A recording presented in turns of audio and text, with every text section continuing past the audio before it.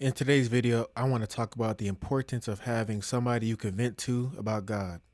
From personal experience, I've gone through many things in this life, and it was a great help to have a friend, a close friend of mine that's also Christian that I could vent to and talk to and get real with. Someone that I could talk about what I'm going through, somebody that I could confide in, and vice versa, of course.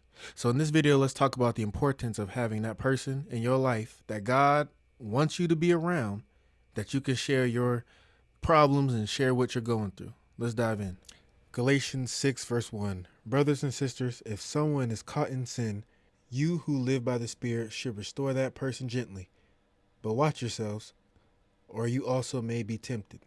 I think the normal way that sin happens is understanding sin is an action that comes from a thought process. That thought process comes from a mindset, and the mindset stems from your relationship with the higher power.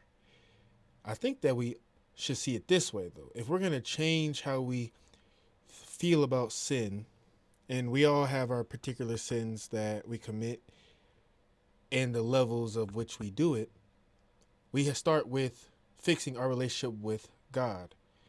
Because when we do that, it changes our mindset. And with our mindset changed, our thought process on subject matters change, and then thus what we do, which is our actions, change, and then we're able to battle sin correctly. But this verse is talking about how can we be there for others that are dealing with sin. We're there to be gentle, we're there to be able to be an asset to somebody else. It takes maturity, understanding, and humility. Those are the necessary things that requires help. It's understanding that we are best to help somebody when we can understand them and show that we are not judgmental, that we are not here to break anyone down, but we're here to lift up. And that is always going to take a listening ear and understanding. Maturity is understanding that we're all sinners. The understanding so that we can apply wisdom. Humility, showing gentleness. So let's take an example that there's a sinner, right? There's two paths you can go. If somebody came up to you, maybe a friend, family member that said, hey, we're both Christian and I know that I have committed a sin and I want to talk about it. This is what we do.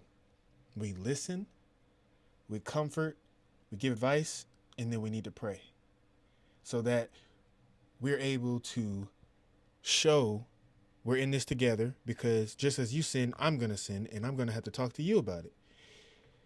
The wrong way to handle it is to condemn somebody, judge, to approve of the sin, and ignore what they're telling you their problem is. That's going to do nothing but shun someone. You're not being much of a help if you're going to be making someone feel bad and worse than they already do.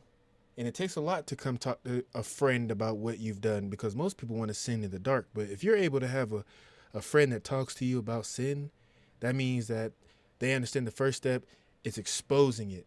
And when light is shown on to what is hiding in the darkness, it's a better situation. You actually get the help you need. And obviously, we need to understand that a huge danger is to also be tempted. An example, if you have a friend talking to you about a similar sin that you are, dealing with also, but them talking about it can also get you in the mindset of sinning too. So you have to be careful when you're lending and listening ear, that you have to close your ear gates, or should I say your mindset has to be able to say, hey, I'm here to listen, and there's a gate between listening and doing, and that is closed. I can listen and be of help, but I am not to do the sin and be tempted. I feel that it is very important to have that type of structure with somebody that you can be real with, because if you don't have that person, it's that much harder for you to be able to have somebody looking out for you, that's looking out for your blind spots. We all have to have that person. Ultimately, God wanted us to be in this together. That's why he created the church and the community. So the best advice I could say is look out for that person, or try to create bonds with people where you can be real on that level and give advice, Christian advice, in a in a non-judgmental way and be there for each other. If you like this video, subscribe. My name is Bruce Richards II. I got more videos coming out. Peace.